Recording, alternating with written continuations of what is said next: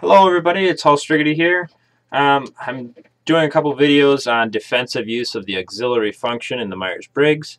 Boring material for those who don't know it, probably boring material for those who do. Anyhow, so I already made a video about the ENTPs. It took me a little while to refine it down to the point, and actually I should have made some notes now about about the ENFPs. But so the ENFPs, I wanted to do one on them because I might excite them a little bit, but don't bash me too much. I'm like your typological cousin or sibling or something. So and we usually get along until I start poking at your FI and you poke at my TI.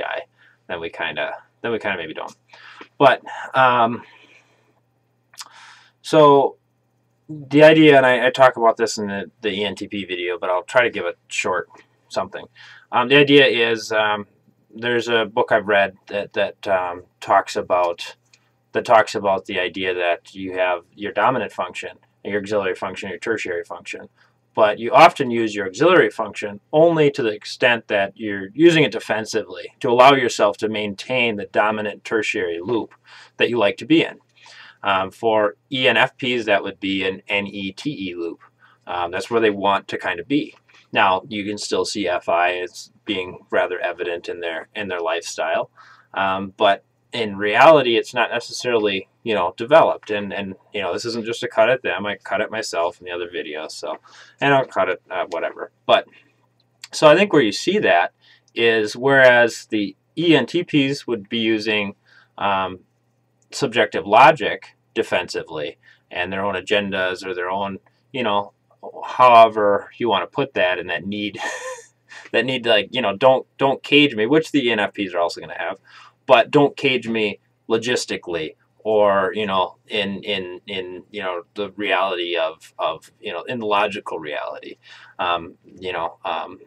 So I understand logic and logistical are different things, but I do mean both, because I don't want to be trapped across town, because that's kind of like an issue. Like, if I had the option to drive in the first place, I'm getting into the ENTP video here. That's wrong.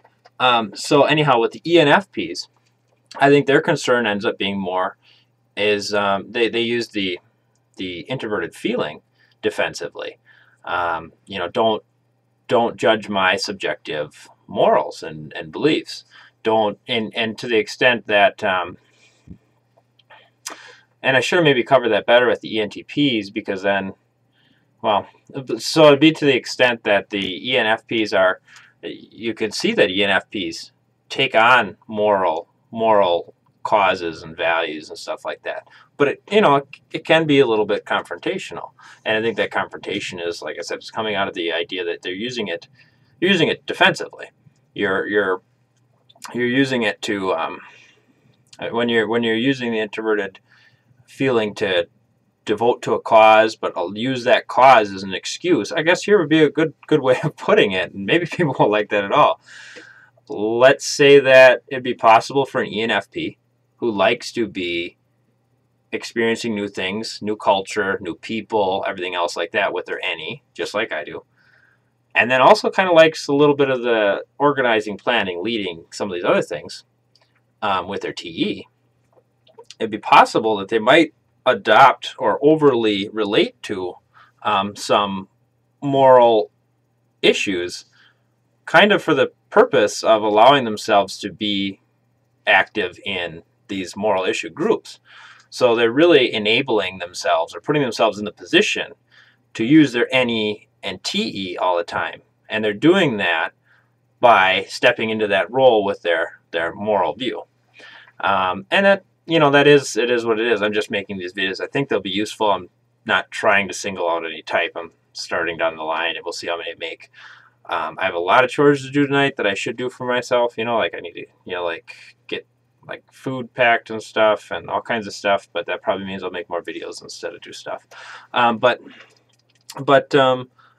think this actually kind of works out that way. So I mean, I think as the ENFPs would develop their introverted feeling more, they would actually maybe I guess project their values less so on other people around them, and and become a little bit more comfortable with that. I mean, actually take some of it, I guess, more to heart as opposed to being so strongly activist. So I guess what I'm saying there is, I mean, the strong activist ENFP, there are very good things about that, but sometimes I think activism from an ENFP standpoint can actually just or reflects the defensive use of FI. That's not a call out to activist ENFPs by any means. We need activists over a lot of important issues, and you know, there's a lot of strengths and weaknesses that all the types have.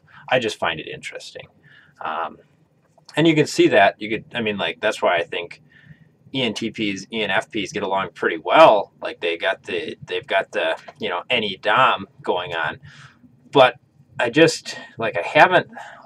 haven't seen that many. I know what the ENFP buttons are. I know where they're at.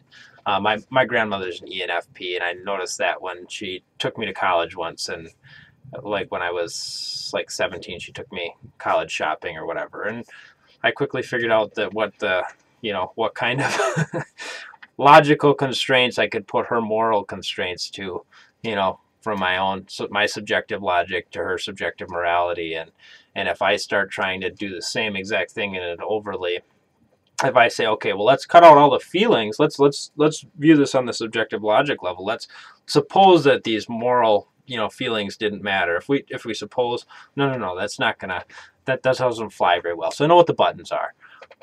But so that's where the two types can clash, and I'm not trying to, you know, it is what it is that way. But I just thought they'd be two interesting types to start off with, because I feel like they're very evident examples of where it's happening, and it also relates to some of the other things I've been talking about, thinking about, you know, what about, you know, are ENTPs, ESTPs immoral, or what are they following for codes of ethics? And so, I mean, you just compare the ENTPs and the ENFPs. The ENFPs are defensively activists. You know, they're being activists for the fact that they're using their FI defensively to allow them to stay in any TE loops. And then the ENTPs are like, I don't know, mercenary apathists, and they're using their TI apathy defensively to allow them to stay in their any FE loops and just do whatever they do to, you know, please people that way. So that's what, you know, I just think it's an interesting dynamic to compare the two that way. So, and I left the hat on for the ENFPs. I just kind of did, you know, shout out. My sister got me this hat for Christmas, and I didn't really wear it at all till today, so I decided it was really cool, and it'd be cool to put in a video or something like that. So that's in there. And all the other types aren't going to get the hat, so that's my gift to the ENFPs. I may not have your exact individuality when it comes to subjective morality, but I maybe can kind of see it. But I think you guys still think I'm kind of cool sometimes. So, all right, thanks for anybody that watched this, and check out my channel.